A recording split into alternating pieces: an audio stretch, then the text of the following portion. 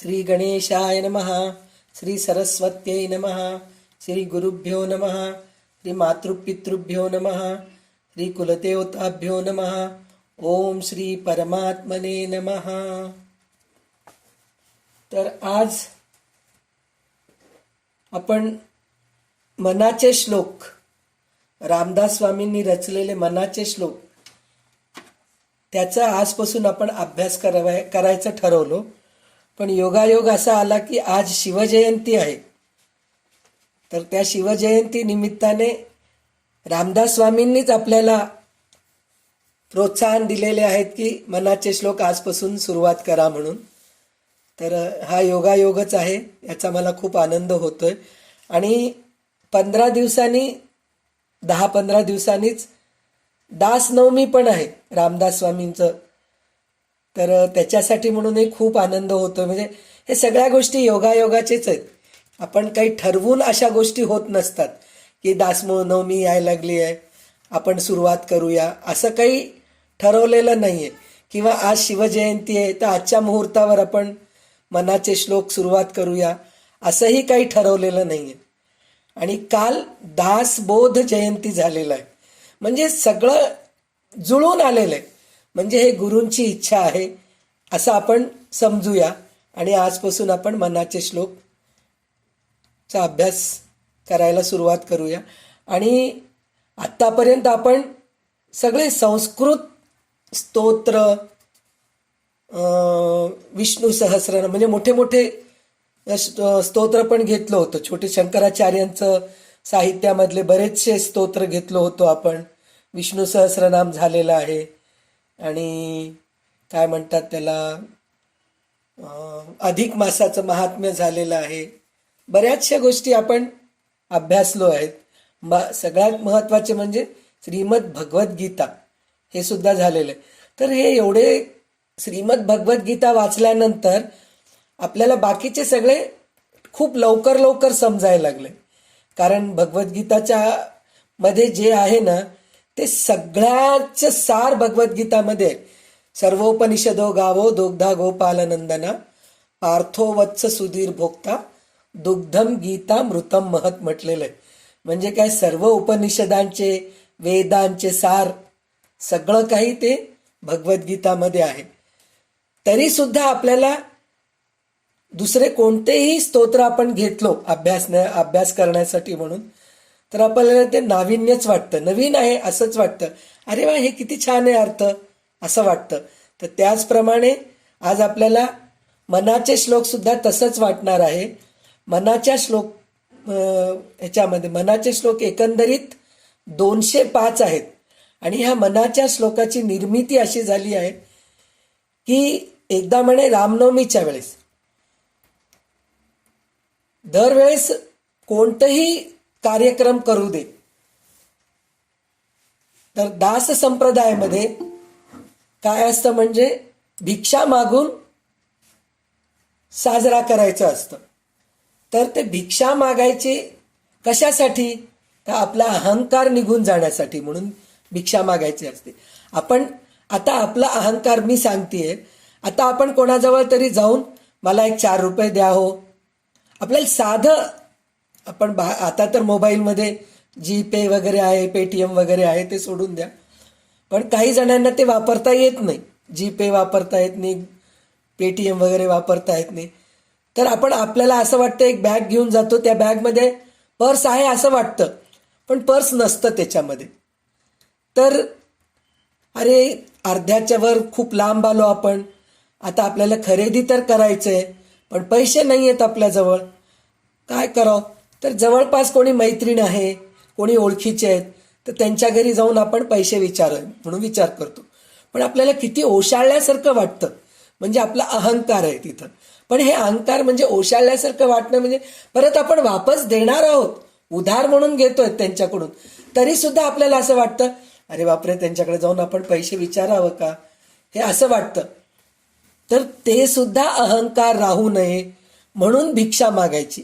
भीक आणि भिक्षा ह्याच्यामध्ये खूप फरक आहे. भीक मागणं म्हणजे आपलं सगळं काही सोडून द्यायचं, म्हणजे निर्लज्जपणा भीक मागायचं म्हणजे. पण भिक्षा मागणं म्हणून म्हटलं तर आपला अहंकार सोडून मी त्या भिक्षामधून काहीतरी सत्कर्म करणार आहे, सत्कार्य करणार आहे म्हणून मी भिक्षा मागतोय. तर त्या भिक्षेमध्ये पैसे, तांदूळ, डाळ वगैरे सगळं काही मिळतं.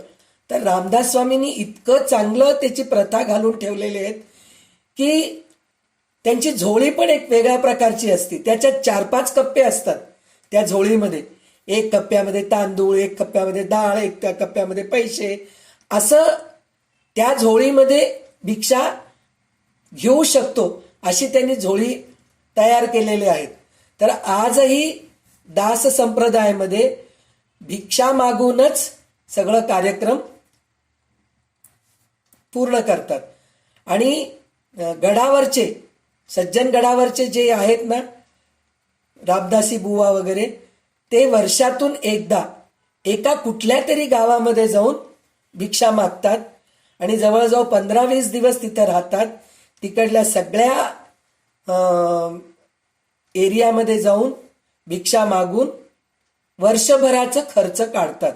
आता देवाच्या कृपेनी म्हणा किंवा रामदास स्वामींच्या कृपेनी म्हणा, भिक्षा आपणहूनच डोनेशन्स पाठवत आहेत.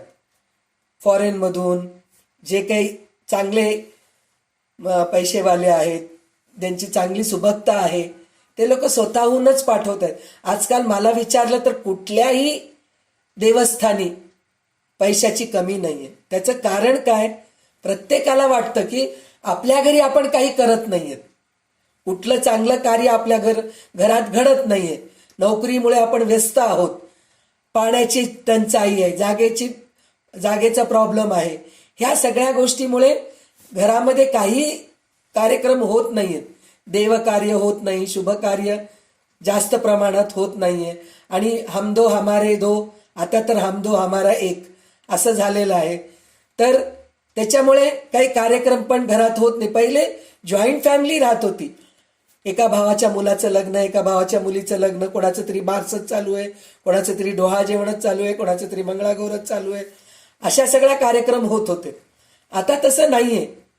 तर त्याच्यासाठी म्हणून प्रत्येकाला असं वाटतं की आपल्या घरात काही कार्यक्रम होत नाहीये, तर आपण देवस्थानी किंवा कुठल्या तरी चांगल्या मठामध्ये आपण दान देऊया आणि तिथं 4 लोक जेवतील आणि आपल्याकडून काहीतरी एक सत्कर्म होतंय असं ह्या भावानी सगळे डोनेशन्स द्यायला लागलेत. तरीही तसं असून सुद्धा दास संप्रदायामध्ये भिक्षा मागायची पद्धत असल्यामुळे दास संप्रदाय आणि दत्त संप्रदायामध्ये तर आजही रोज 12 वाजता भिक्षा मागतात अशी पद्धत आहे त्यांच्याकडे. पण हे दास संप्रदायामध्ये फक्त काही कार्य असलं तरच भिक्षा मागतात, दररोज नाही मागत असं आहे. तर एके वर्षी म्हणे असं झालं की रामनवमी जवळ आली आहे आणि पाहिलं तर कशाची तयारी नाहीये, पैसा नाहीये, धान्य नाहीये, काही नाही. त्याचं कारण असं झालं की शिवाजी महाराज ते पुरवठा करत होते. जरी भिक्षा जरी कमी मागितलं तरी शिवाजी महाराज भरपूर धान्य देत होते, भरपूर पैसा देत होते. त्यांच्याकडून कार्य होत होतं. रामनवमीचं कार्य म्हणा, असे कितीतरी कार्यक्रम आहेत, ते सगळं होत होतं. पण त्यावेळेस काहीतरी अडचण आली शिवाजी महाराजांना. त्या अडचणीमुळे ते देऊ शकले नाही, पुरवठा करू शकले नाही.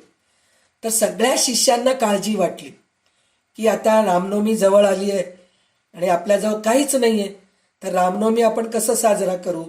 म्हणून ते स्वामींकडे गेले, रामदास स्वामींकडे गेले आणि म्हणाले की पाहता पाहता 8 दिवसावर ते रामनवमी येत आहे आणि आपल्याजवळ कशाचीच काही तयारी नाहीये, तर स्वामी महाराज आपण कसं करायचं.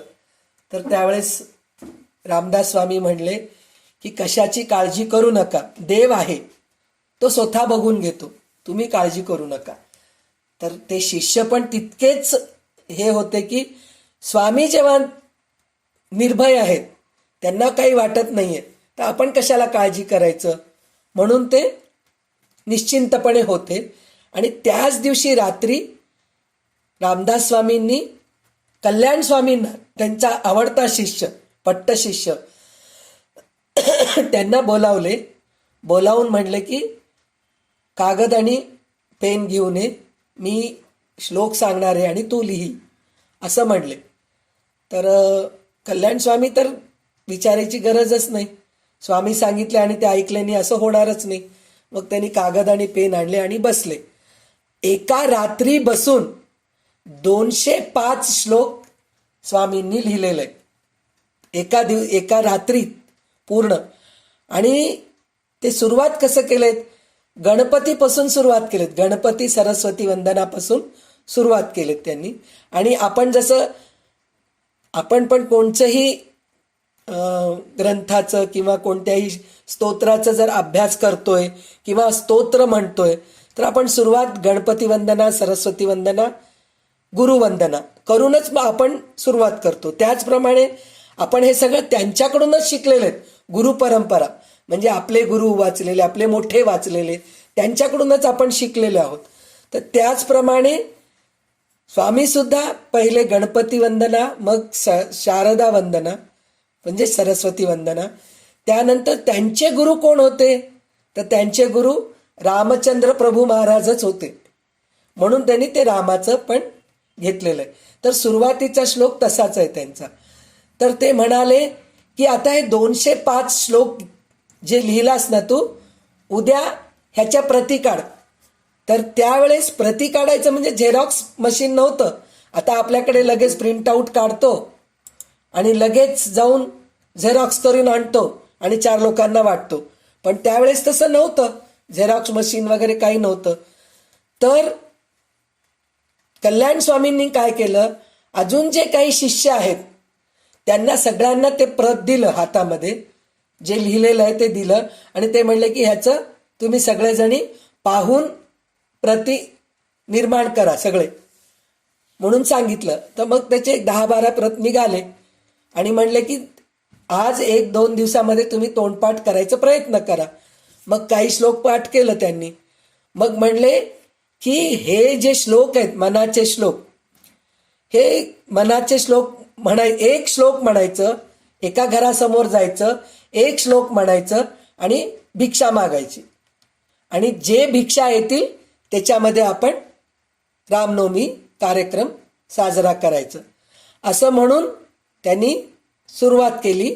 आणि सुरुवात केली तर इतकं काही मिळालं म्हणे हे श्लोकामुळे, म्हणजे इतकं चांगलं अर्थ आहे त्या श्लोकांचे. आणि त्या मराठी भाषेतच आहे, संस्कृत नाहीये. प्रत्येकाला सोपं आहे कळायला, म्हणतो आपण सोपं आहे म्हणून, पण त्या काळचे लोक खूप हुशार होते बरं का, आपल्यासारखं नव्हते की ह्या मनाचे श्लोक वाचून सुद्धा आपल्याला इतकं सोपी भाषा आहे, इतकी सोपी भाषा असून सुद्धा आपल्याला कळायला अवघड जातं. पण त्या काळचे तसे नव्हते, खूप हुशार होते. एक श्लोक म्हणलं की त्यांना कळत होतं आणि अर्थ कळवले की त्यांना आनंद होऊन भिक्षा घालायचे. तर म्हणे त्या वर्षी शिवाजी महाराजांनी दिले त्याच्यापेक्षा दुपटीने भिक्षा आली म्हणे. आणि त्या भिक्षेनी रामनवमी साजरा केले. म्हणजे विचार करा, गुरु कसे आहेत रामदास स्वामी, की मनाचे श्लोक म्हणून भिक्षा मागितलं की भिक्षा मिळाली. म्हणजे त्या मनाच्या श्लोकांचे अर्थ किती छान आहेत. तर हे आज आपल्याला अभ्यास करायला मिळतंय. तर ह्या गोष्टीचा खरंच खूप आनंद होतोय. आणि आपण आता सुरुवात करूया. आणि तर पहिला श्लोक असा आहे की आणि सगळ्यात हे सांगायचं असं आहे की रामदास स्वामींनी ह्या श्लोकांचं मनाचे श्लोकच का नाव ठेवलं, त्याचं कारण असं आहे की आपण कोणतीही गोष्ट दुसऱ्यांवर ढकलतो.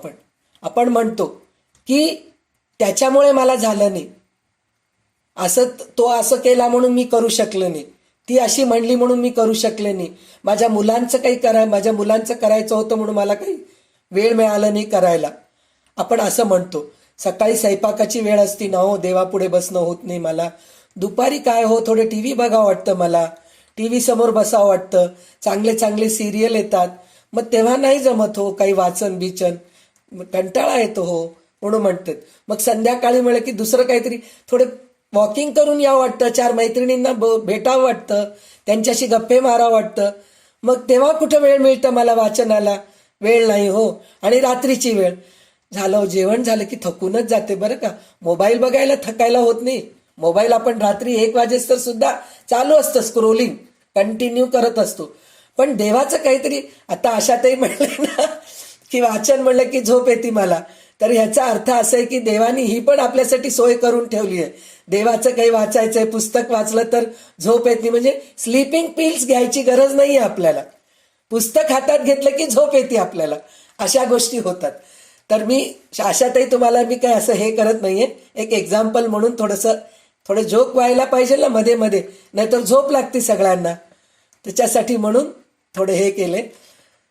तर रामदास स्वामींनी काय म्हणलं, दुसऱ्यांना दोष द्यायचं नाही, तुमच्या मनावर ते तुम्ही संस्कार करा.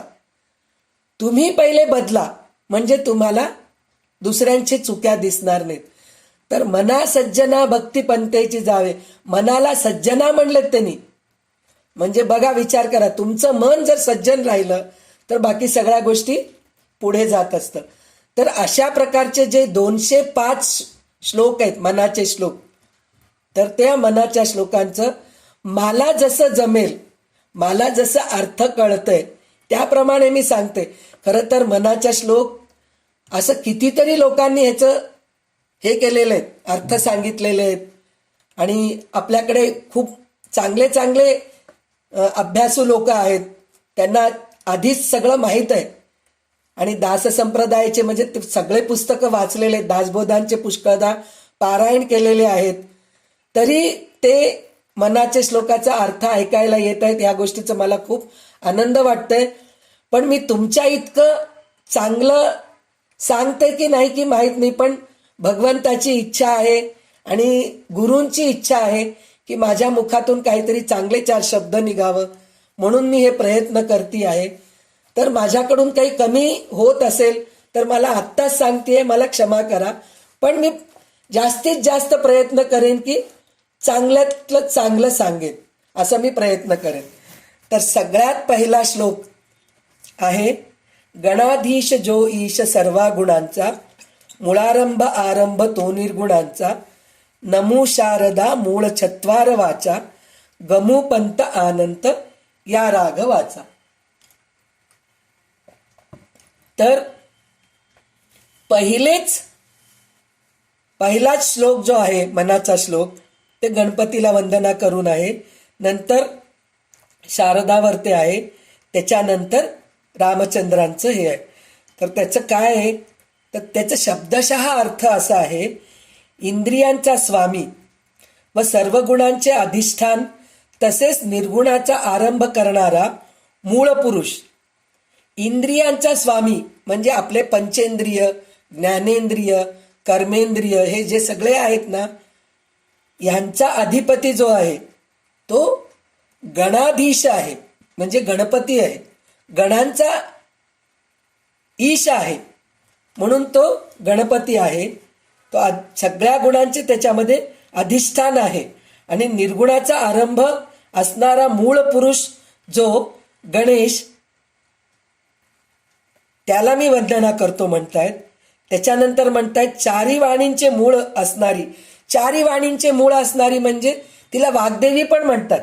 वाग्देवी म्हणजे परा, पश्यंती, मध्यमा, वैखरी हे 4 वाणींची मूळ आहे ती शारदा.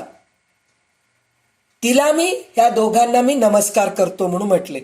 त्याच्यानंतर अनंत ईश्वराच्या दर्शनाचा मार्ग मी समजावून देतो. अनंत ईश्वराचा मार्ग समजावून देतो म्हणजे अनंत ईश्वर कोण आहेत, तर रामचंद्र प्रभू आहेत.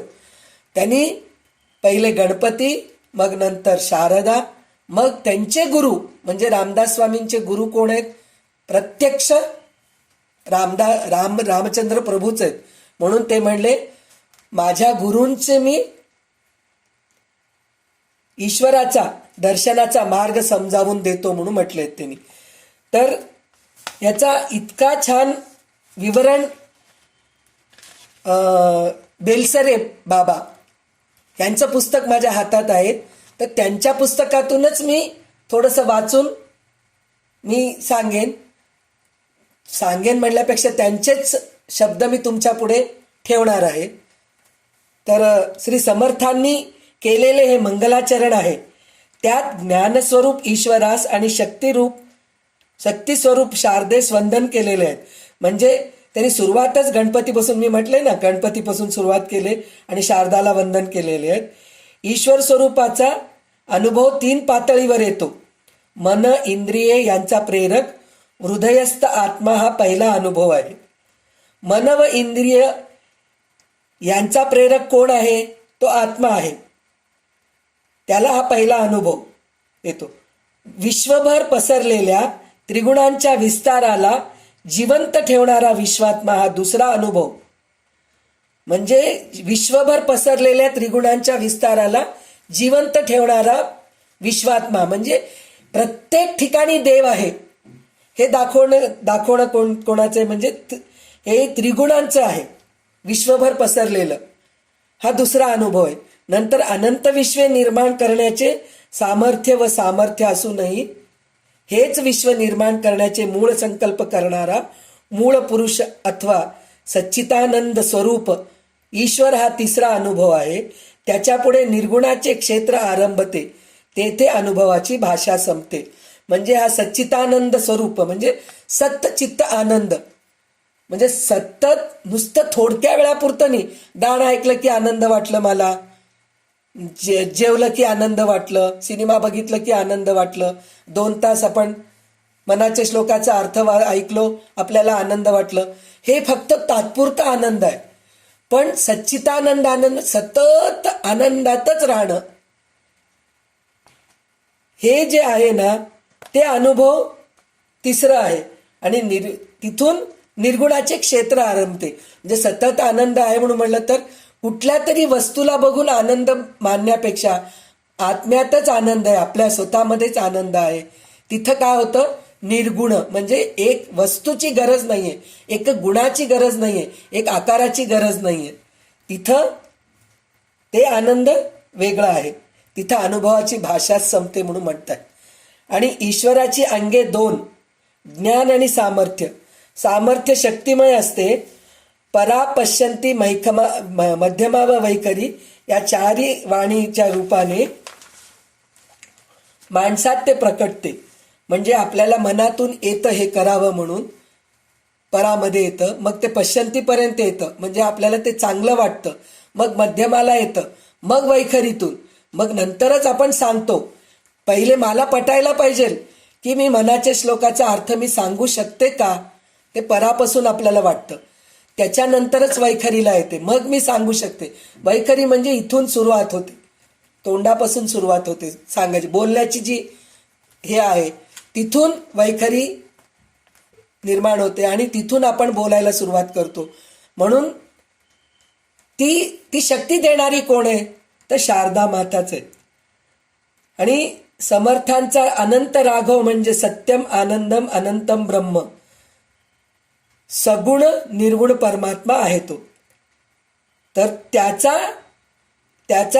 त्यांच्याच आधाराने मी हे मनाचे श्लोक सांगणार आहे असं म्हणून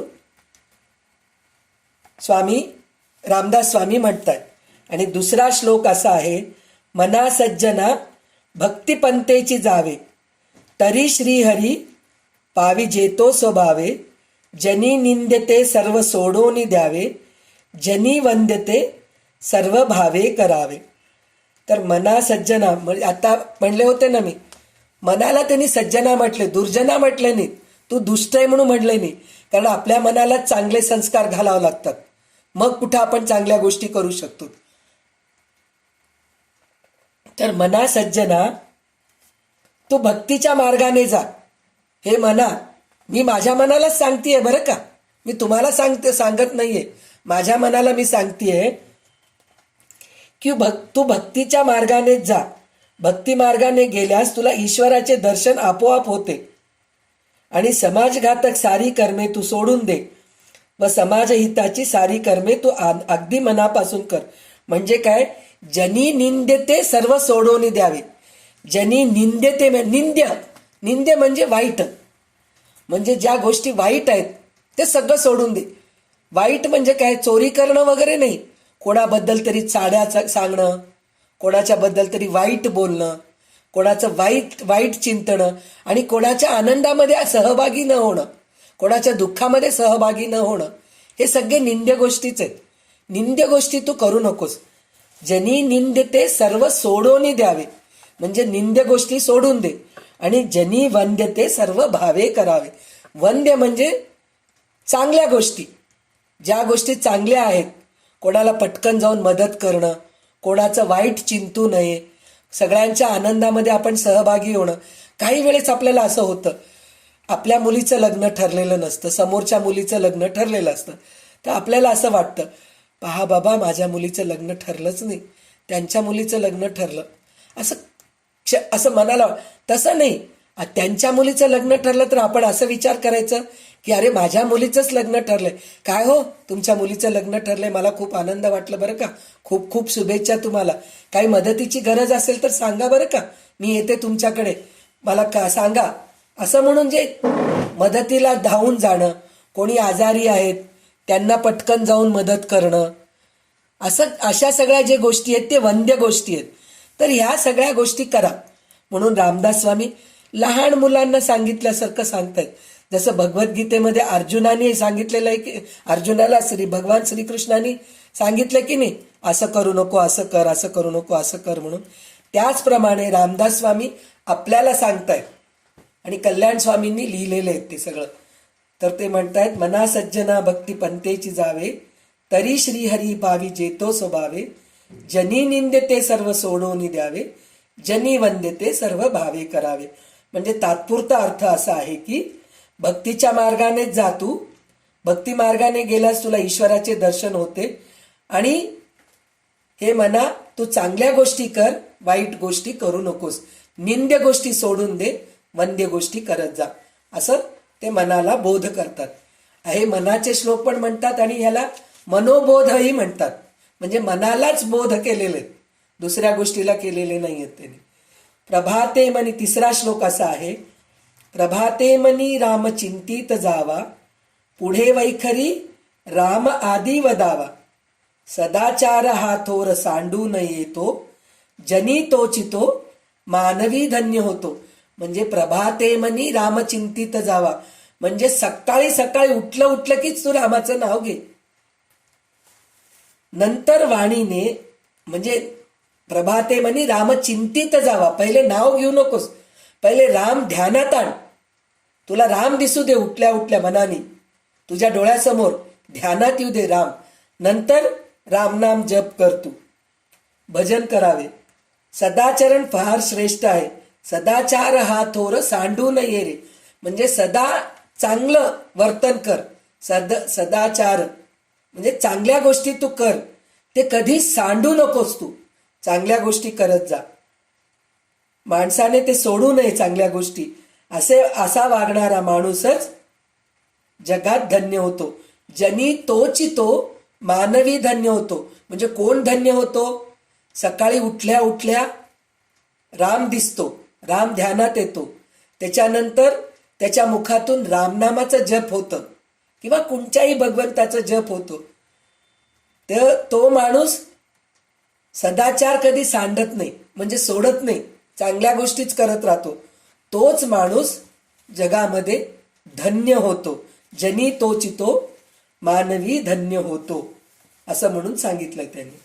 त्याच्यानंतर चौथा श्लोक असा आहे, मना वासना दुष्ट कामा न ये रे, मना सर्वता पाप बुद्धी नको रे, मना धर्मता नीती सोडू नको हो, मना अंतरी सार विचार राहो. मना वासना दुष्ट कामा न ये रे, मना वासना दुष्ट कामा न ये रे म्हणजे दुष्ट वासना. म्हणजे वासनेमध्ये पण कितीतरी प्रकारचे असतात वासना. खाण्याची वासना असती, पिण्याची वासना असती, झोपण्याची वासना असती, शारीरिक वासना असतात. बऱ्याच गोष्टीचे वासना असतात, तर ते चांगल्या गोष्टी पाहिजे, चांगल्या गोष्टीची वासना राहायला पाहिजे. आणि पापबुद्धीनी वागूच नकोस. पापबुद्धी म्हणजे आता आपण जे म्हणलो होतो ना, दुसऱ्यांचं कधी वाईट चिंतायचं नाही, दुसऱ्यांच्याबद्दल कधी वाईट बोलायचं नाही, गॉसिप करायचं नाही. मुख्य म्हणजे ती अशी आहे, ती तशी आहे, तिच्यामध्ये खूप हे आहे, चालू आहे होती, त्या अशा गोष्टी सगळ्या बोलायचं नाही. चांगल्या गोष्टी बोलायचं. म्हणजे मना सर्वथा पापबुद्धी नको रे, मना धर्मता नीती सोडू नको हो. म्हणजे चांगल्या नीती धर्माचे आचरण तू सोडू नकोस. धर्माचे आचरण म्हणून म्हणलं तर आपल्या धर्मामध्ये काय आहे? देवाची पूजा करणं आहे, श्लोक म्हणणं आहे, देवाचं नामस्मरण करणं आहे. आपल्या धर्मामध्ये सकाळी लवकर उठून आंघोळ करणं आहे, 4 लोकांशी चांगलं बोलणं आहे, जाऊन सगळ्यांना मदत करणार आहे.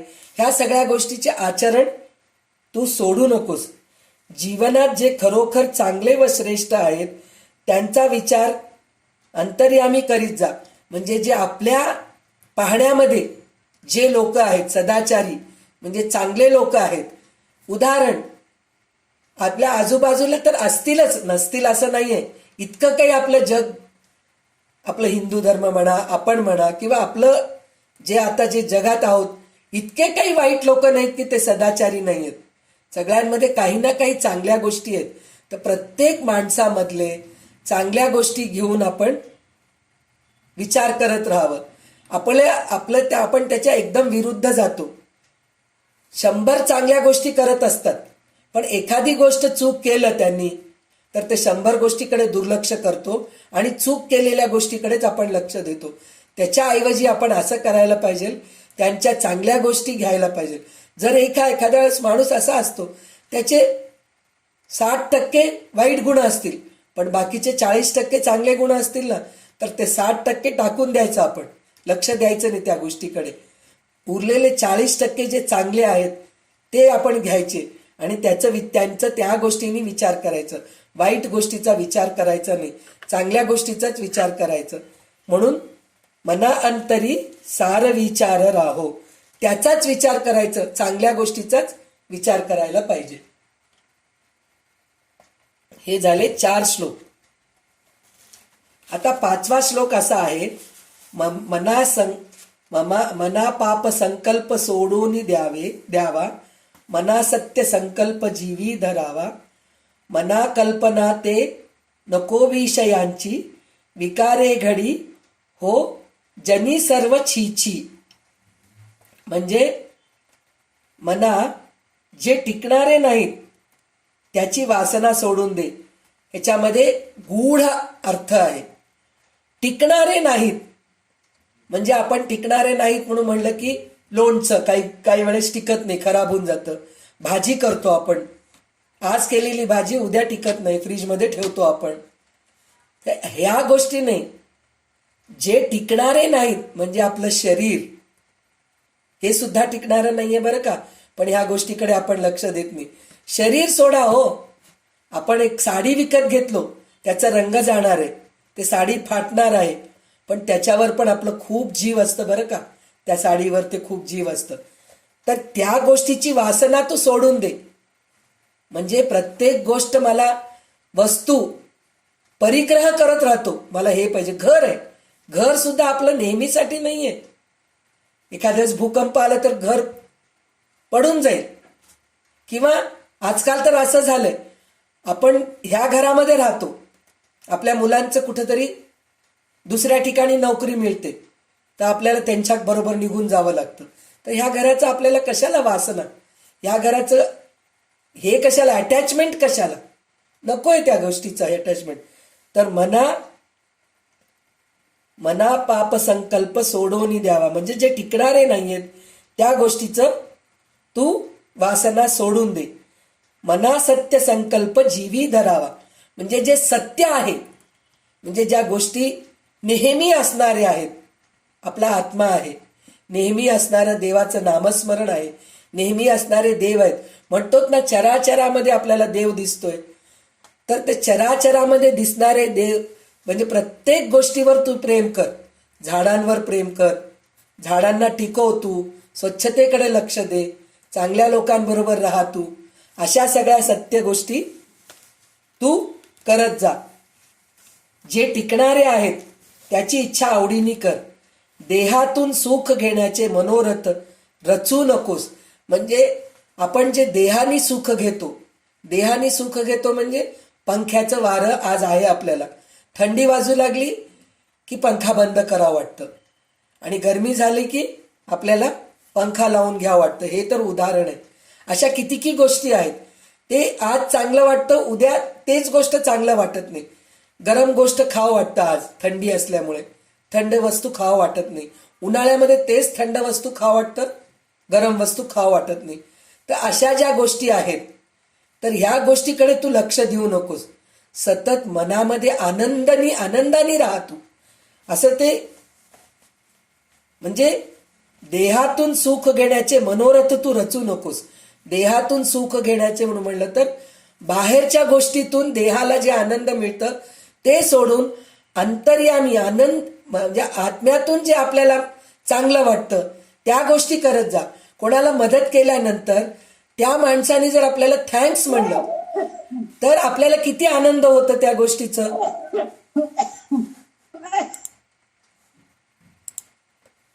तर किती आनंद वाटतं आपल्याला कोणाला तरी मदत केलं. एक गरीबाला जर आपण त्याच्या अंगावर फाटके वस्त्र आहेत, जर त्याला एक चांगले वस्त्र आपण दिलो तर तो किती मनापासून आपल्याला धन्यवाद म्हणतो आणि जाताना असं मनापासून आशीर्वाद देतो. तर आमच्या मुलाबाळांचं चांगलं होऊ दे बरं का, छान होऊ दे असं म्हणलं की आपल्याला कुठल्या तरी एक मनामध्ये आनंद वाटतं, खूप छान वाटतं. अरे त्याच्याकडून किती छान आपल्याला आशीर्वाद मिळाले नाही का असं आपल्याला वाटतं. तर अशा गोष्टी तू करत जा म्हणून सांगितले. देहाला सुख वाटणाऱ्या गोष्टी केल्यापेक्षा मनाला आनंद वाटणारी गोष्ट करत जा तू. देहाला सुख वाटणारं म्हणजे गोड खाल्लं की जिभेला आनंद वाटतं, सिनेमा बघितलं, मोबाईल बघितलं की डोळ्याला चांगलं वाटतं, चांगल्या फुलांचं वास घेतलं की नाकाला छान वाटतं, काही चांगल्या गोष्टी ऐकलो आपण, कोणी आपली स्तुती केली की आपल्याला आनंद वाटतं. हे सगळ्या गोष्टी केल्यापेक्षा आपल्या आंतरिक आनंद वाटायला पाहिजे. देवाची पूजा करतो बरं का आपण. एक छोटंसं उदाहरण आहे. आपण देवाची पूजा करतो आणि छान आरास करतो, फुलं वाहतो, चांगल्या प्रकारची फुलं आणून तिथं वाहतो. वाहिल्यानंतर मग चांगले दिवे लावतो. मग नैवेद्य आपल्या घरी जे आहे त्याचे आपण नैवेद्य करतो. खडीसाखरेचंच का राहीना, किंवा घरी 1-2 केळी आहेत किंवा एखादं छोटं फळ आहे किंवा 1-2 ड्रायफ्रुट्स आहेत. आजकाल प्रत्येकाच्या घरी ड्रायफ्रुट्स आहेत बरं का. काजू, किसमिस, बदाम प्रत्येकाच्या पहिले राहत नव्हतं. आपण सणवाराला मुद्दाम म्हणून विकत आणत होतो, म्हणजे लाडूमध्ये घालायचंय. फार श्रीमंती लोकांच्या घरी असतील, नाही असं मी म्हणत नाही, पण आजकाल तसं नाहीये. जसं धान्याचे डबे आहेत ना तसंच काजू किसमिसचे पण डबे आहेत आपल्याकडे. तर त्यातले 1-2 आपण नैवेद्य दाखवतो. तर ते सगळं झाल्यानंतर आरती करून आपण 2 मिनिटं डोळे झाकून मग डोळे उघडून बघितल्यानंतर आपल्याला किती आनंद वाटतो, किती छान वाटतं. आज देवाची पूजा खूप छान झाली बरं का, खूप छान दिसत आहेत आज देव. अलंकार किती छान झाले नाही का. आज मोगऱ्याचे फूल शोभून दिसत आहेत आणि वास किती सुगंध येतोय असं आपल्याला स्वतःला वाटतं. म्हणजे अशा गोष्टी करायला पाहिजेत. म्हणजे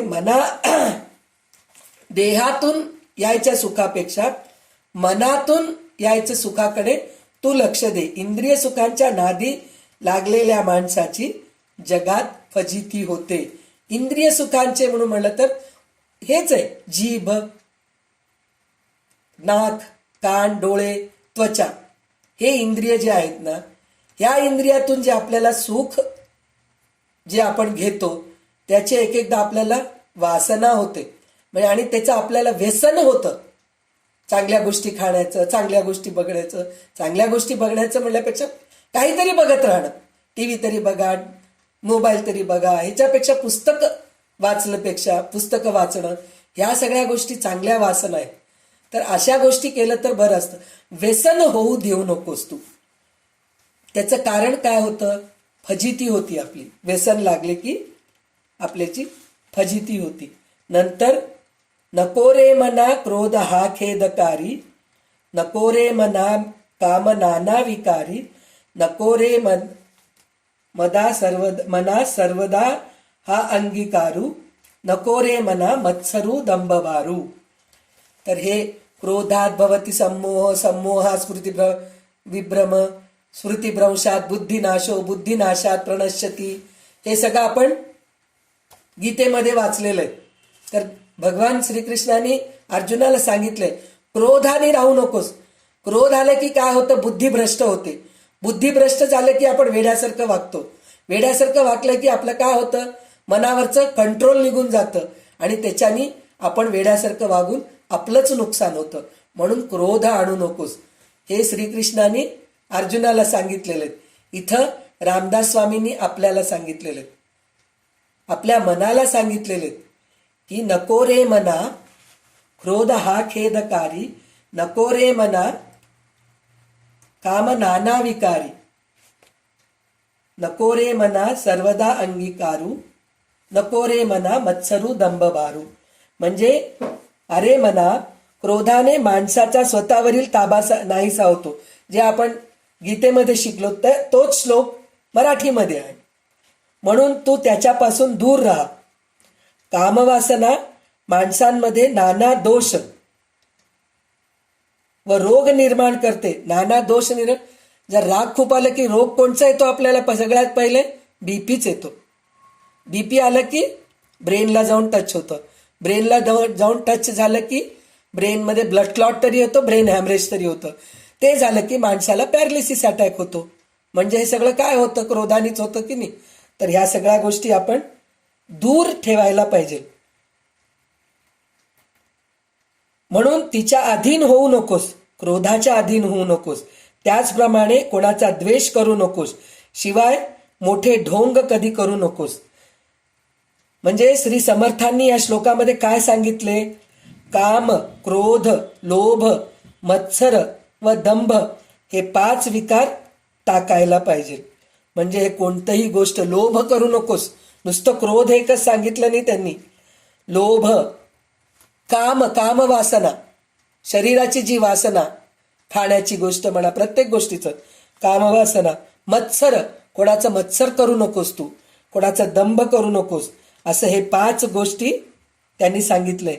नको रे मना मत्सरू दंभबारू, म्हणजे कोणाचाही मत्स करू नकोस असं त्यांनी सांगितलेले आहे. तर भक्ताला देहबुद्धी ओलांडून आत्मबुद्धीमध्ये प्रवेश करायचा असलं तर हे 5 विकार सोडून द्यावं लागतं. आणि कोणत्या प्रसंगी ते मर्यादेच्या बाहेर जाऊन भक्ताला खाली खेचतील ह्याचं काहीही नेम नसतं. म्हणजे क्रोध, मत्सर हे सगळं जे आहे ना, माणसाला वर घेऊन जात नाही, ऊर्ध्वगतीला घेऊन जात नाही, अधोगतीला घेऊन जात असतो. म्हणून त्या 5 विकारांजवळ आपण जाऊ नये असं समर्थ रामदास स्वामी सांगत आहे.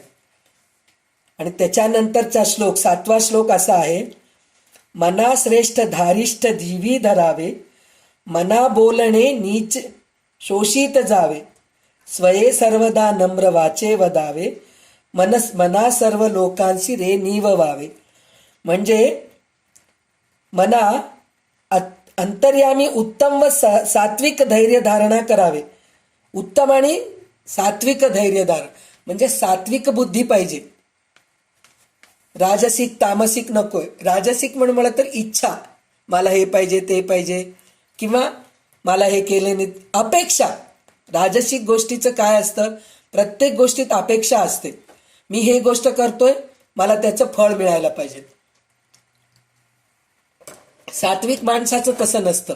सात्विक माणूस काय म्हणतो, माझं काम मी करतोय, चांगलं काम, समोरच्या माणसाला ते आवडो अथवा न आवडो, मी चांगलं करतोय.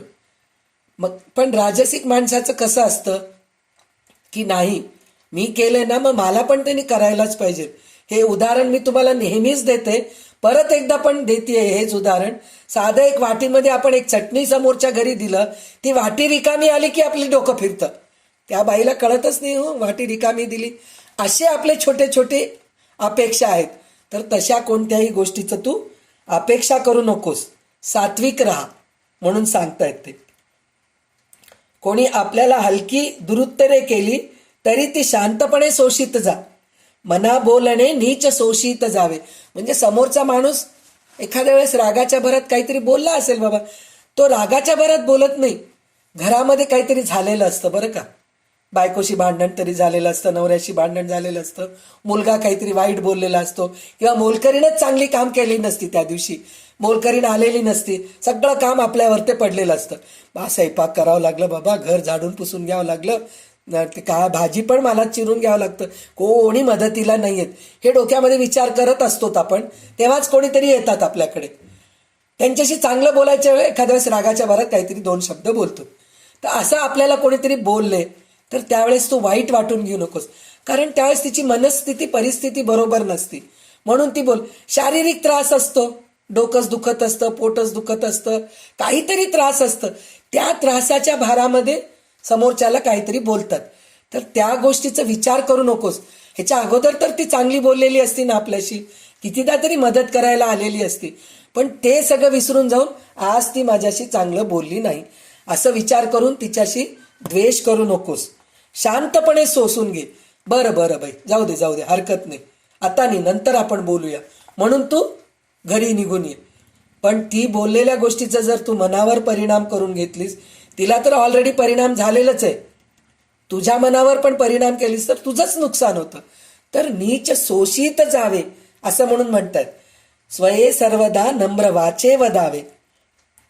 सतत आपण समोरचा माणूस रागात जरी असला तरी पण आपण त्याच्याशी चांगलं बोलावं.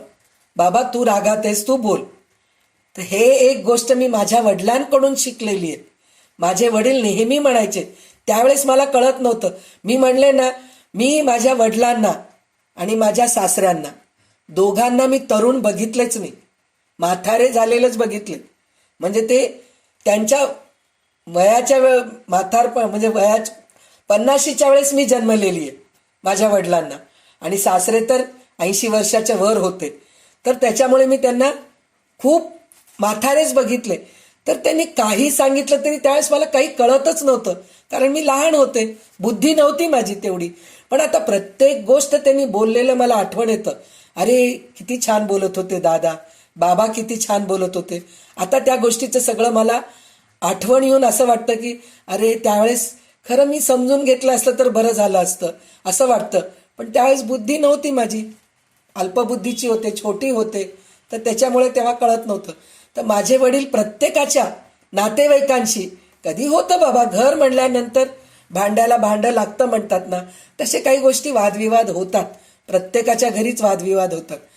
तर माझे वडील कोणाशी तरी वादविवाद झालं तर आपण काय म्हणतो, 2 दिवस आपण एकमेकांशी बोलत नाही, नंतर बोलू आपण, पण ते 1-2 दिवस आपण टाळतो बोलायचं. नको बाबा बोलत नाही, माझं मन दुखलंय असं आपण विचार करतो. पण माझे वडील काय म्हणायचे, आपल्या दोघांमध्ये जरी वादविवाद झालं, तू माझ्याशी बोलू नकोस, पण मी तुझ्याशी बोलणार, मला तुझ्याशी बोलायचंय, मला तुला काहीतरी चांगलं सांगायचंय असं माझे वडील म्हणायचे. तर हे मला रामदास स्वामींचं हे श्लोक वाचलं तर त्यांची आठवण आली. कसे म्हणतात, स्वये सर्वदा नम्र वाचे वदावे, मना सर्व लोकांशी रे नीव व्हावे.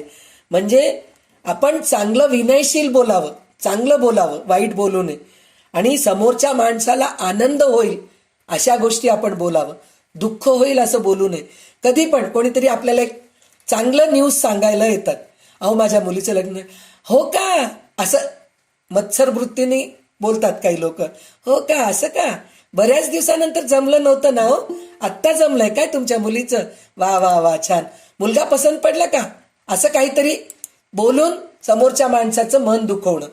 तसं मन न दुखवता, वा हो खूपच छान वाटलं, खूप आनंद झाला बरं का, आनंदाची बातमी आहे, चला मी तुम्हाला गोड खाऊ घालते, मला खूप आनंद झाला तुमच्या मुलीचं लग्न ठरलं म्हणून, असं आपण त्यांना जर केलं तर ते समोरच्या माणसांना किती आनंद वाटतं की अरे खरंच आहे बाबा, आज आपल्याला त्यांना जाऊन सांगितल्यामुळे मला खूप आनंद वाटलं. असं समोरच्या माणसाला शांत करावं आणि आनंदी करावं आणि तृप्त करावं असं बोलावं, म्हणजे मना सर्व लोकांशी रे नीव व्हावे असं रामदास स्वामी म्हणतात. म्हणजे हे सगळं कोणाला बोध देत आहेत हो? मनोबोध, आपल्या मनाला बोध देत आहेत, दुसऱ्यांना सांगत नाहीयेत. ते स्वतः सुद्धा स्वतःच्या मनाला सांगतायत, पण हे आपल्या मनाला सांगतायत. आपण असं विचार करायचं नाही, आहेच आहे, आपल्या मनालाच सांगितलेले आहेत त्यांनी. तर आपण हे सगळं अंगीकारायला पाहिजे. जे रामदास स्वामींनी सांगितलं, आपण जे भगवद्गीतेमध्ये ऐकलो ते थोडे अवघड आहे, आपल्याला लक्षात ठेवणं सुद्धा अवघड आहे. एक एक श्लोक आपल्याला आठवण ठेवावं म्हणजे किती आपल्याला त्याचं प्रॅक्टिस करावं लागतं. पण हे मनाचे. अजून एक गोष्ट मी सांगते तुम्हाला, भगवद्गीता आपण वाचायला घेतलो, पूर्ण 18 अध्यायाचे आपण अर्थ, प्रत्येक श्लोकाचा अर्थ आपण शिकलेले आहोत. पण आपल्या डोळ्यासमोर काही श्लोकच असे आहेत की ते आठवण येतात आणि त्याचा श्लोकाचा अर्थ आपल्याला आठवण येतो. पण प्रत्येक श्लोक जर आपण डोळ्यासमोर घेतलो तर आपल्याला आठवण येत नाही श्लोकाचा अर्थ. कारण एकतर गूढ आहे आणि दुसरी गोष्ट आपण तेवढे खूप पुढे गेलेले नाहीत, तेवढे अभ्यासू पण नाही आहेत. आणि तिसरी गोष्ट आठवणच नाही राहत, संस्कृत असल्यामुळे पटकन त्याचा अर्थ उलगडत नाही. पण हेच श्लोक किती साध्या माणसाला सुद्धा कळतं. मना श्रेष्ठ धारिष्ठ जीवी धरावे, मना बोलणे नीच शोषित जावे, स्वये सर्वदा नम्र वाचे वदावे, मना सर्व लोकांशी रे नीववावे. किती सोपं आहे हो, पटकन आपल्याला आठवण येतं की नाही, अरे आपण ह्या गोष्टी करू नये. मनाश्रेष्ठ धारिष्ठ जीवी धरावे म्हणजे आपण धैर्याने राहावं, सात्विक राहावं आणि धैर्याने राहावं, हे कळतं आपल्याला. नीच शोषित जावे म्हणजे समोरचा माणूस एखादा अपशब्द आपल्याबद्दल बोलला तरी आपण वाईट वाटून घेऊ नये, हे सोपं गोष्ट आहे. मना सर्वदा नम्र वाचे वदावे, वाचे वदावे नम्र चांगलं बोल, तू वाईट बोलू नकोस. आणि मना सर्व लोकांशी रे नीववावे म्हणजे समोरच्या माणसाला सतत आनंदी ठेव, दुखवू नकोस. तुझ्या बोलण्याने समोरचा माणूस दुखू नये असं तू वागत जा, असं समर्थ सांगतायत, समर्थ रामदास स्वामी मनाला सांगतायत.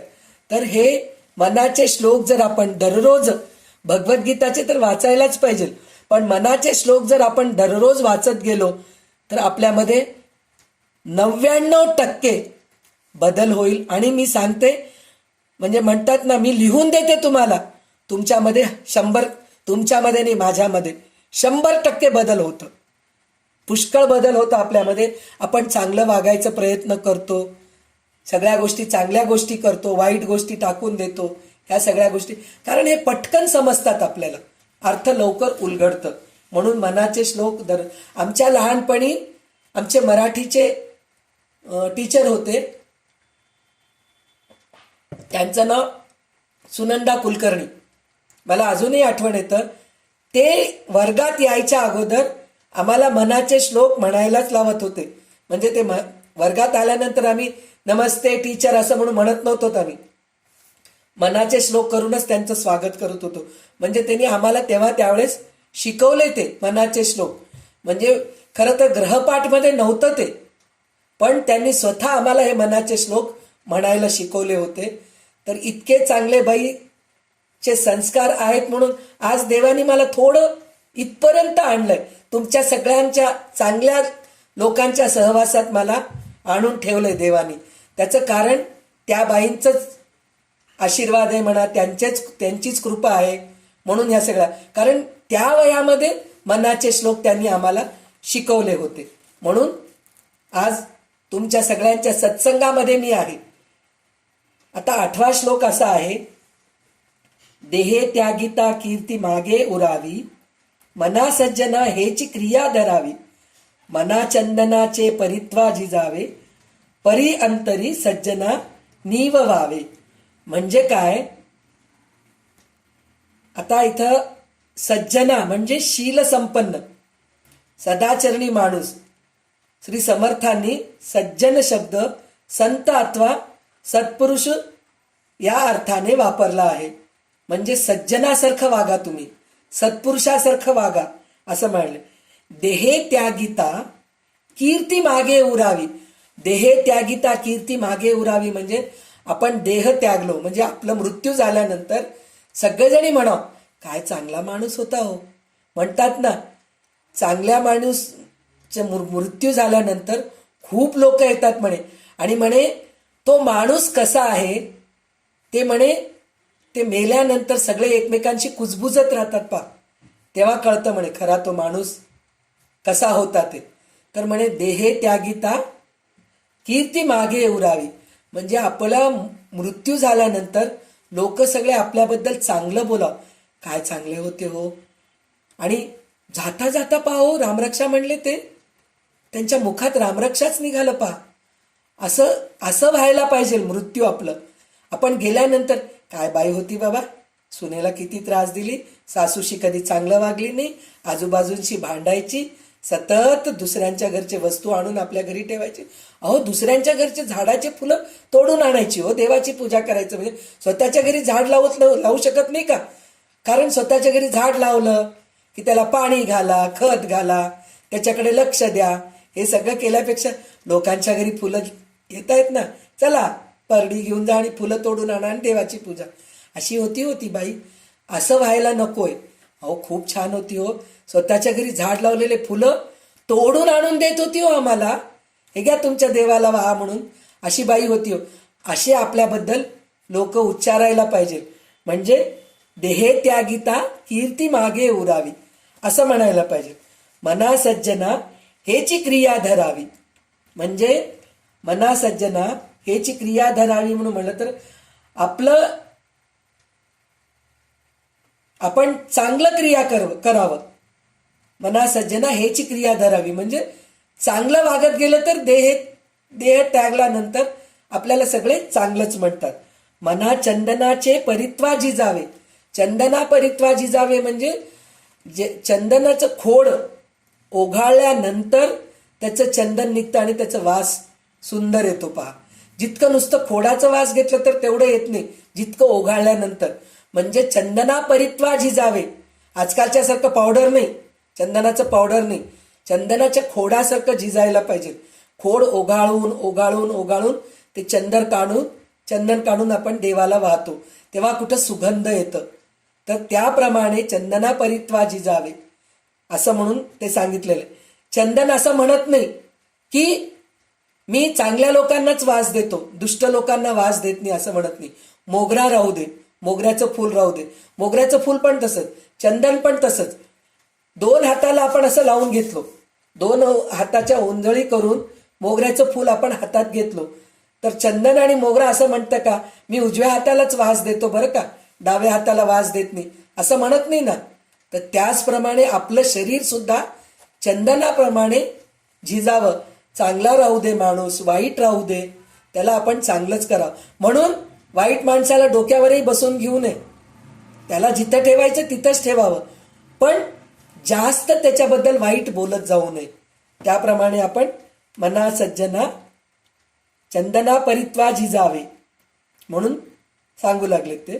परी अंतरी सज्जनानीव वावे, म्हणजे त्यामुळे काय होतं, आपण जर चंदनापरी झिजलो तर समोरच्या माणसाला सुद्धा खूप आनंद वाटतं.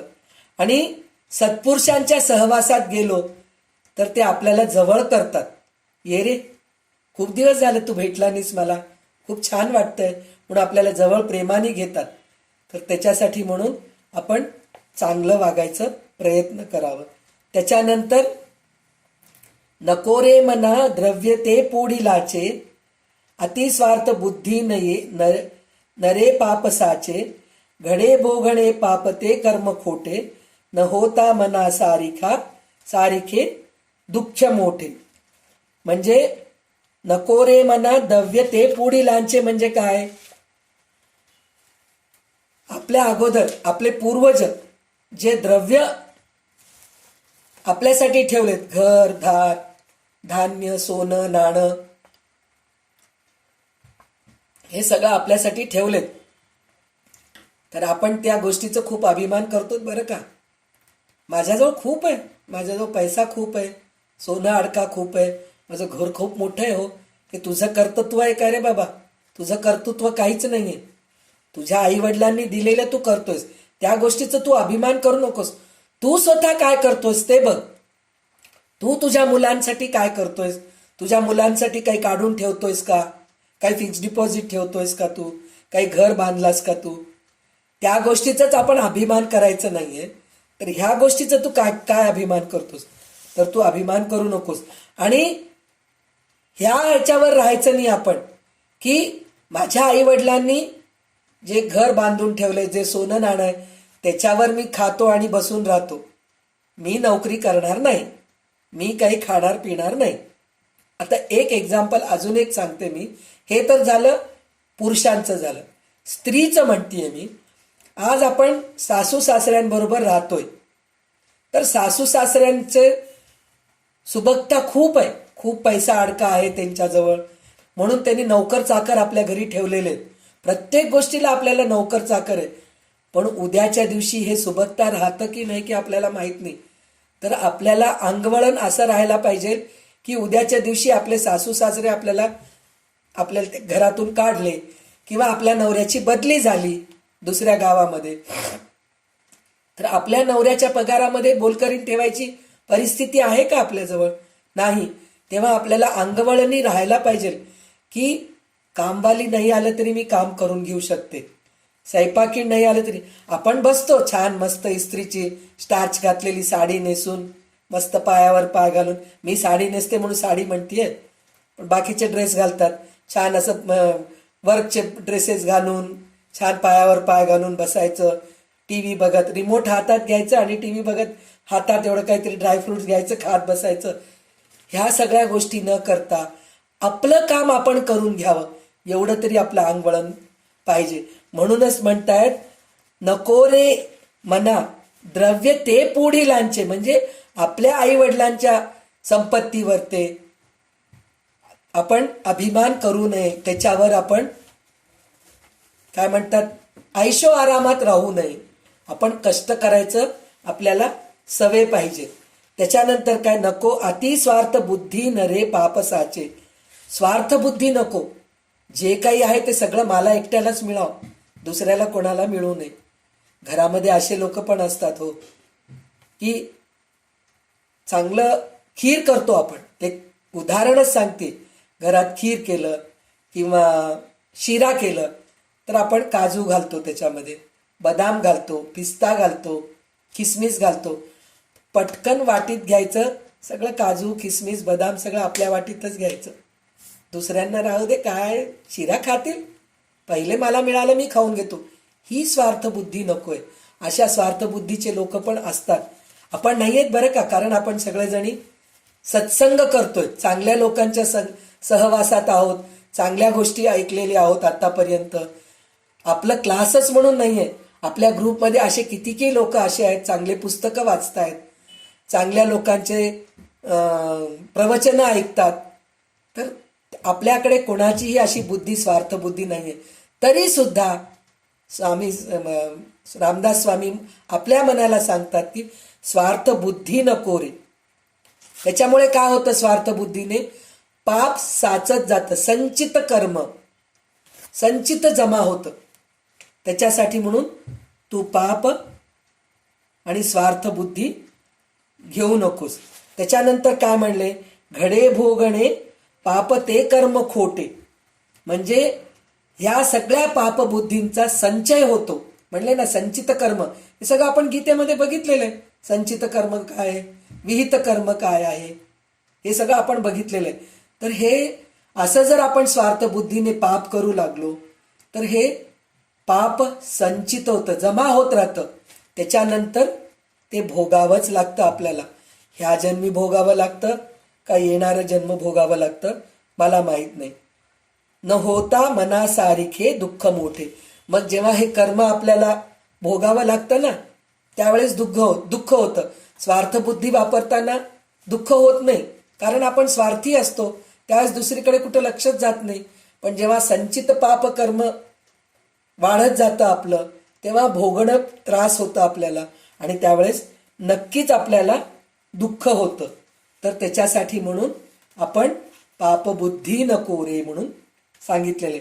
सदा सर्वदा प्रीती रामी धरावी, सुखाची स्वये सांडी जीवी करावी.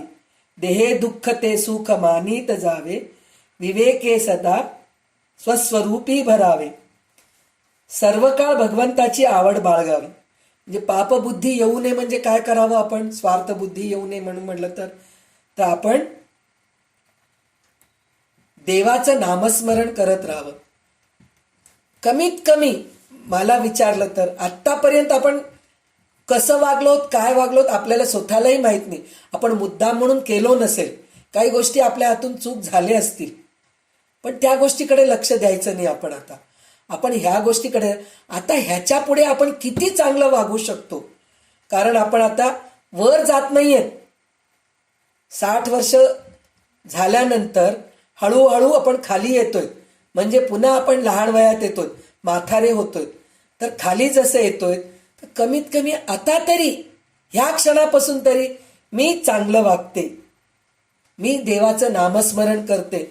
झालं तितकं कमीत कमी शरीर सुख कडे लक्ष देत नाही. असं आपण जर वागत गेलो तर नक्कीच भगवंतापर्यंत आपण जातो आणि आपल्या मनाला आपल्या दुःखाची जाणीव राहते. आपल्या मनात आपणहून त्या जाणीवेचे विस्मरण करावे. आत्तापर्यंत आपल्याला कोणतीही चांगली गोष्ट आठवण येते का हो पटकन? आम्ही त्या सिनेमाला गेलो होतो, त्या हॉटेलमध्ये गेलो होतो, ते गोष्ट आठवण येते. माझी सासू मला असं बोलली होती हो, माझी नणंद बोलली पहा, ह्या गोष्टी आपल्याला आठवण येतात. पहा ती बाई होती ना शेजारची, ती बाई मनाला लागायसारखं बोलली हो मला. ती खरं बोललेली असती, पण ते गोष्ट मनाला लागतं आपल्या. तर त्या गोष्टीकडे विस्मरण करावं आपण. दुःखाची स्वये सांडी जीवी धरावी, म्हणजे दुःखाचं जे आठवण आहे ते सोडून द्या तुम्ही, सुखाची आठवण करत राहा म्हणून सांगितलेले. इतकेच नव्हे तर देहाच्या दुःखाला सुख मानण्याचा अभ्यास करावा. किती छान सांगितलेलं आहे. देहाचा दुःख सुख मानण्याचा अभ्यास करावा. म्हणजे आता आपल्या वयात गुडघे दुखणारच आहेत, कंबर दुखणारच आहे, आपल्याला जास्त काम करवत नाही. त्या गोष्टीला धरून बसू नका. हे डिफॉल्ट आहे, मला कंबर दुखणारच आहे. तुम्ही औषध घ्या या घेऊ नका, तुम्ही एक्सरसाइज करा या करू नका. ह्या काही गोष्टी आपल्याला एका वयानंतर या सगळ्या गोष्टी येणार आहेत. त्या गोष्टीकडे लक्ष न देता हे माझं होणारच आहे असं जर आपण राहिलो, असं आपण अभ्यास करावं म्हणे. देहे दुःख ते सुख मानित जावे, म्हणजे देहाला जे दुःख होतंय त्याच्यातच आपण सुख मानत जावं. माझी मैत्रीण आहे, ती मला म्हणली होती की कंबर दुःख, गुडघे दुःख हे एक वयानंतर, पाठ दुःख, झोप न येणं, झोप का येत नाही आपल्याला? दिवसभर आपण कष्ट करत नाही, मग रात्री कुठून झोप येणार हो? टीव्ही बघता बघता, मोबाईल बघता बघता एखाद्या वेळेस झोपही लागून जाते दुपारी. मग दुपारी झोपल्यानंतर रात्री झोप येईल का हो? येत नाही. पण आपल्याला त्याचं वाईट वाटतं, झोप येत नाही. तर झोप येत नाही तर नामस्मरण करा, काहीतरी स्तोत्र. तेच तुम्हाला आता गुगल सर्च करायची तर सवय होऊन गेली, तुम्हाला यूट्यूब बघायची सवय होऊन गेली. झोप आली नाही, चांगलं देवाचं काहीतरी स्तोत्र ऐका, चांगले प्रवचन ऐका. झोप आली नाही म्हणून रडत काय बसताय, मला झोप येत नाही म्हणून, गुडघा दुखताय म्हणून रडत काय बसताय? तर ती म्हटली औषध घेतल्यानंतर थोडे कमी वाटतंय का असं आपण म्हणतो म्हणे. थोडे ते औषध घेतल्यापासून थोडे गुडघे दुःख कमी वाटतंय असं म्हणतो म्हणे, पण ते कमी होत नाही म्हणे. ते आपल्याला सवय होऊन जाते, गुडघे दुःखाची, कंबर दुःखाची सवय होऊन जाते. म्हणजे ह्या गोष्टीची आपण आता अभ्यास करायला पाहिजे की ह्या सगळ्या गोष्टी येणार आहेत, होणार आहेत. तर त्याच्यासाठी म्हणून देहे दुःख ते सुख मानित जावे, विवेके सदा स्वस्वरूपी भरावे. म्हणून म्हणलं तर सतत स्वस्वरूपी भरावे, विवेके सदा स्वस्वरूपी धरावे. आणि अजून एक गोष्ट रामदास स्वामींनी दासबोधामध्ये खूप वेळेस सांगितलेलं आहे, विवेक वापरा. म्हणजे समोरचा माणूस तुम्हाला येऊन एक गोष्ट सांगतो, हे गोष्ट केलं तर चांगलं आहे म्हणून एक जण, आता उदाहरणच आहे हो व्हॉट्सअप, समोरचा माणसाची गरजच नाही आजकाल, व्हॉट्सअपच समोरचा माणूस आहे आपला.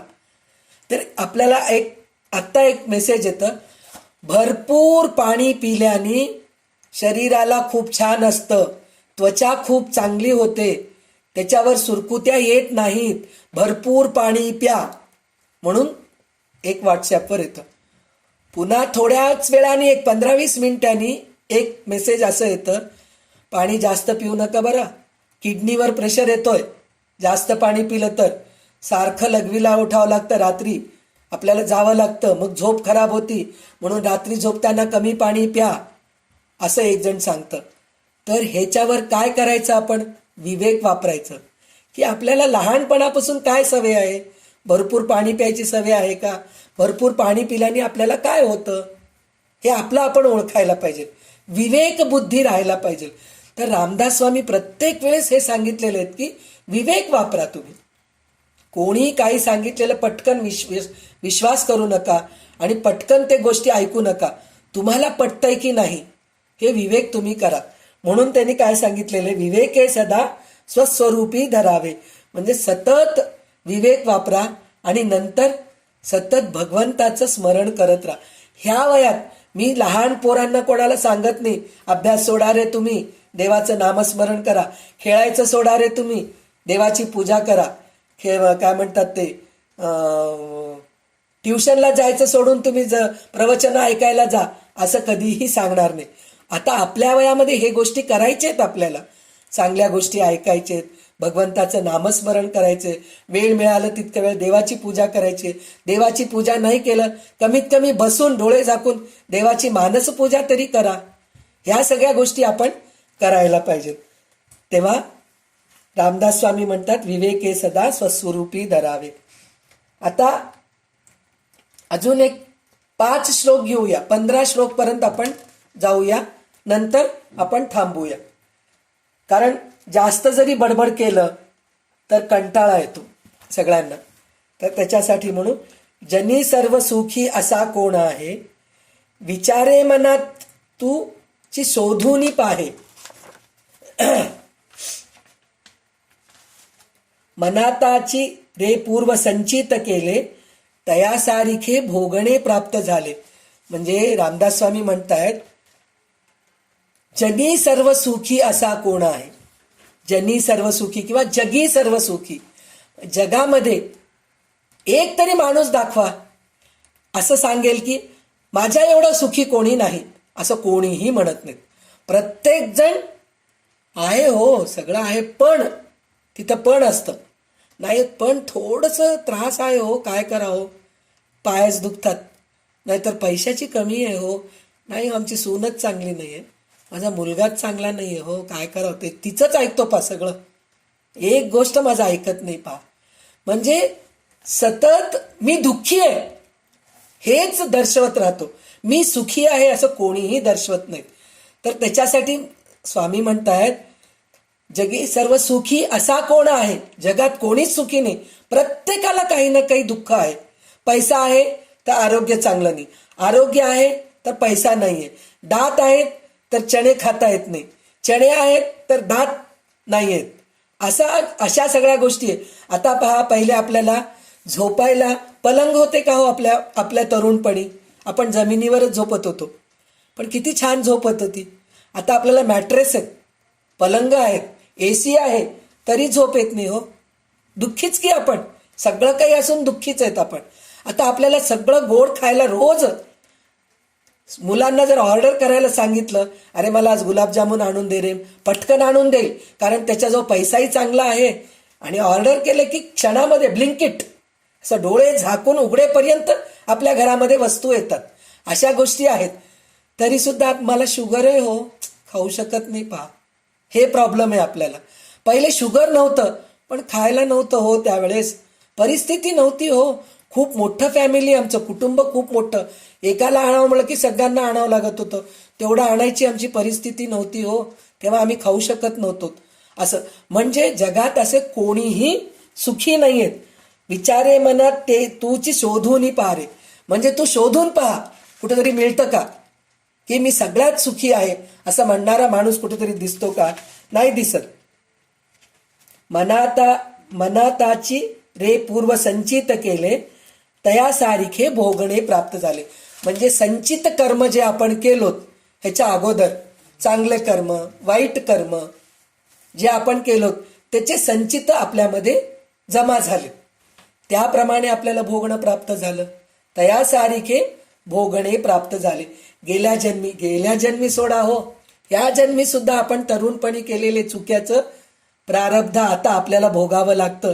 ते आपल्याला स्वतःला कळतं, अरे मी त्यावेळेस तसं वागले होते म्हणून मला आता असं त्रास होतोय, असं आपल्याला एक वेळेस आपल्याला असं कळतं.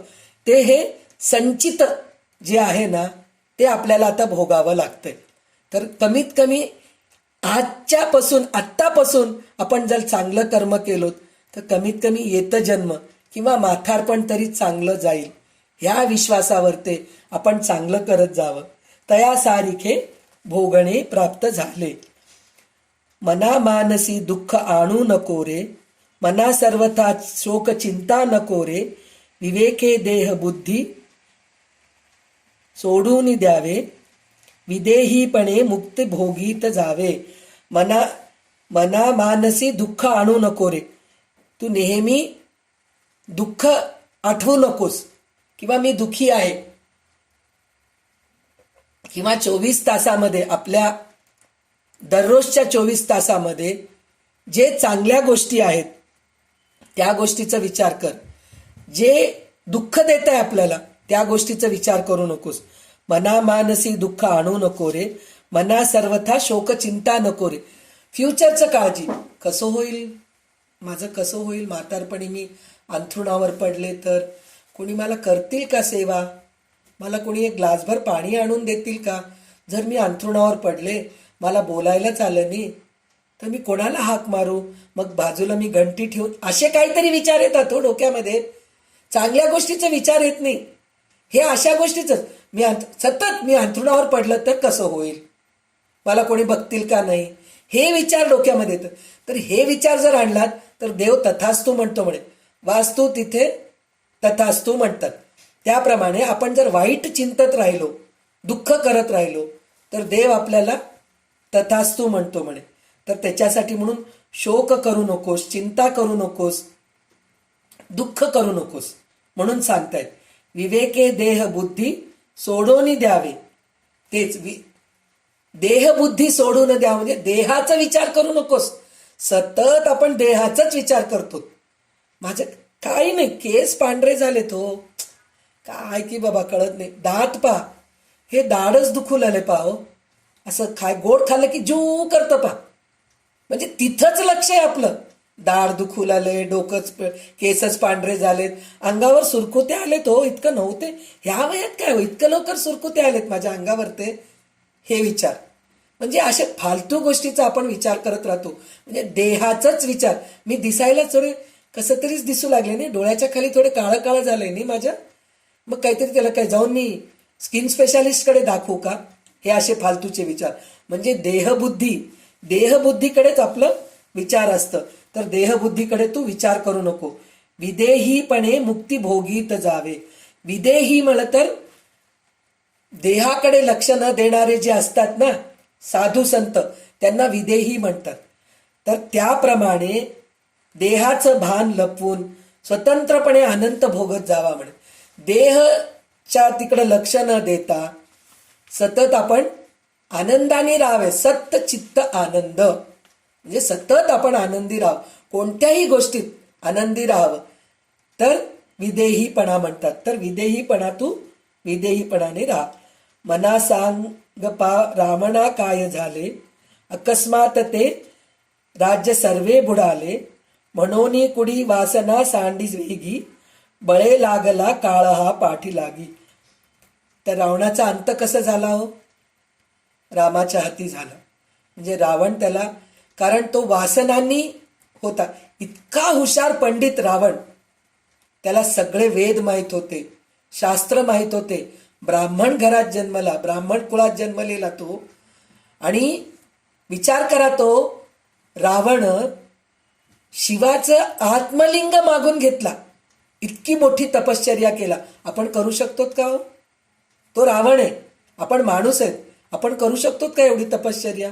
पण तसा रावण शेवटी त्याचं अंत कसं झालं, तर ते चुकीचं झालं ना. त्याचं कारण काय? वासना. सीतेला उचलून आणला तो, अहंकार त्याच्यामुळे तो त्याचं काय झालं? अकस्मात राज्य सारे बुडाले. नुसतं राज्यच बुडालं नाही हो, त्याचा मुलगा गेला, त्याचे 2 भाऊ, एक भाऊ कुंभकर्ण गेला. कोण राहिलं हो? पूर्ण परिवार नष्ट झालं. रावणाचं इतका मोठा रावण, त्याचं परिवार नष्ट झालं. म्हणूनही कुडी वासना सांडी वेगी, म्हणजे वासना तू बाळगू नकोस, अहंकार बाळगू नकोस म्हणून सांगतायत. बळे लागला काळ पाठी लागू, काळ हा पाठी लागी. काळ नको म्हटले तरी प्रत्येकाच्या मागे येते म्हणे. म्हणजे आपण नको म्हणलं तरी आपल्याला ते कर्म भोगावं लागतं, प्रारब्ध भोगावं लागतं. तर प्रारब्ध चांगलं भोगायचे तर चांगले कर्म करायचे, वासना सोडून द्यायचे, तर आपले प्रारब्ध कर्म चांगले असले तर आपलं प्रारब्ध पण चांगलं असतं. त्याच्यानंतर जीवा काम कर्मयोगे जनी जन्म झाला, परिशेवटी काळमुखी निमाला, महाथोरते मृत्यूपंथीची गेले, किती एक ते जन्मले आणि मेले. म्हणलं तर जीवा कर्मयोगे जनी जन्म झाला, म्हणजे ज्याप्रमाणे आपल्या हातात आहे का हो. मी आता म्हणते गर्भामध्ये आहे, मला एक श्रीमंताच्या घरी जन्म दे बरं का, आणि मला माधुरी दीक्षित सारखं रूप दे, आणि मला तसंच प्रख्याती दे. हे जर मी विचार केलं तर मला मिळतं का हो? नाही मिळत. आपण जे कर्म करतो त्याचं संचित प्रारब्ध जमा होऊन त्याप्रमाणे आपल्याला जन्म मिळतं. म्हणजे काय? जीवा कर्मयोगे जनी जन्म झाला. जीवा कर्मयोगे म्हणजे तू गेल्या जन्मी जे कर्म केलास त्याप्रमाणे तुला त्या घरामध्ये जन्म दिलेला. आपल्याला श्रीकृष्णांनी सांगितलेलं आहे ना, अर्जुनांनी प्रश्न विचारलेला आहे की मी आता ह्या जन्मामध्ये भगवद्गीता वाचत वाचत, भगवद्गीताचा अभ्यास करत करत मृत्यू पावलो मी, तर मग माझं ह्या जन्मी केलेलं कर्म वाया गेलं, काय उपयोगाचं म्हणून म्हटलंय. तर त्यावेळेस भगवान म्हणतात, भगवान श्रीकृष्ण, भगवान विष्णू म्हणतात की अरे तू ह्या जन्मी जे केलेले पुण्य आहे ते फिक्स डिपॉझिट आहे, तुला त्या पुढच्या जन्मी त्या गोष्टी ते उपयोग करू शकतोस तू. तर त्याच्यासाठी म्हणून आपण चांगलं फिक्स डिपॉझिट केलो तर आपल्याला पुढचं जन्म चांगलं येतं. परिशेवटी काळ मृत्यू निमाला, जर तू जर वाईट कर्म केलास तर ते पूर्वकर्मानुसार जीवन जगतो आणि अखेर मृत्यूच्या मुखात विराम पावतो. म्हणजे चांगले कर्म केलास तर मृत्यूच्या मुखात पडतोस, पण चांगल्या प्रकारे मृत्यूच्या मुखात पडतोस, अधोगतीला जात नाहीस, चांगल्या गतीला जातोस तू म्हणून सांगतायत ते.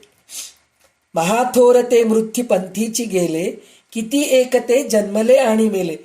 कितीही थोर माणूस राहू दे, राजा राहू दे, संत राहू दे, शंकराचार्य राहू दे, मध्वाचार्य राहू दे, विवेकानंद राहू दे, रामकृष्ण परमहंस राहू दे, राघवेंद्र स्वामी राहू दे, कोणीही असं ऐकलो का आपण त्यांनी वारले नाही म्हणून?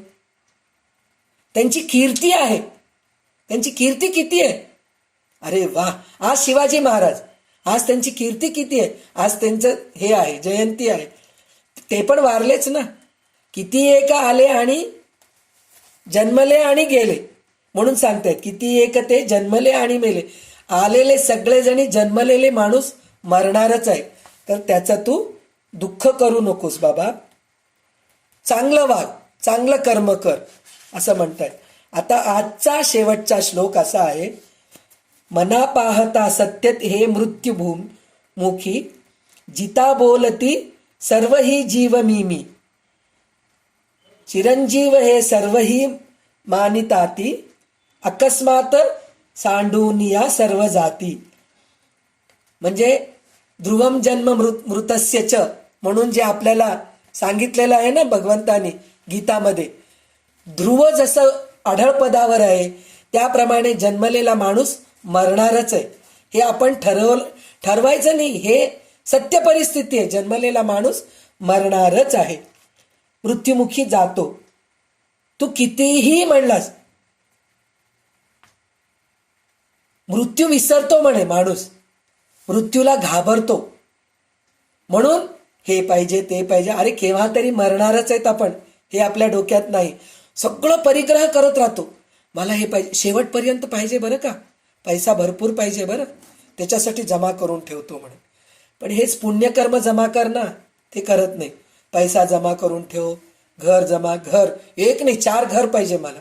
शेवटी मरणार 6 फूटवरच, त्याच्यावरच आपण मरणार, तेवढीच जागा आपल्याला राहणार आहे. पण नाही, मला जागा पाहिजे, जमीन पाहिजे, शेती पाहिजे, घर पाहिजे, बंगला पाहिजे, हे सगळं असतं म्हणे. ते सगळं माझ्यासाठी पाहिजे म्हणून जमा करत राहतो म्हणे. चिरंजीव हे सर्व मानित जाती. पण त्याला वाटतं म्हणे मी इतकं आत्ताच लहान मुलांचं सोडा, आपणच नाही, मी 80 वर्षापर्यंत नक्कीच जगेन, 90 वर्षापर्यंत अजून आहे, 30 वर्ष आहे मला पुष्कळ कर्म करायला, आता मी एन्जॉय करते. नाही, कोणत्या क्षणात मृत्यू होतो हे आपल्याला माहीत नाही. आत्ता बोलता बोलता जाऊ शकतं. तर त्याच्यासाठी म्हणून सतत सत्कर्म करत राहायचं. चिरंजीवी हे सर्व मानित जाते, म्हणजे चिरंजीव जरी मी मानले नाही, मी चिरंजीव राहते हे तर माहीत आहे, मला माहीत आहे मी मरणार आहे म्हणून. पण केव्हा मरणार आहे अजून आहे हो, 15-20 वर्ष तर नक्कीच आहे मी. तेव्हापर्यंत मी करते बरं का, बरोच करते. आता थोडे वेळ आहे, थोडे एन्जॉय करू द्या मला, असं म्हणून आपण विचार करतो. 15-20 वर्षांनी 15-20 मिनिटं, 15-20 सेकंद सुद्धा आपण राहतो की नाही आपल्याला माहीत नाही. अकस्मातच सांडोनिया सर्व जाती, म्हणजे अकस्मात काहीही होऊ शकतं, कोणत्याही क्षणाला काहीही होऊ शकतं.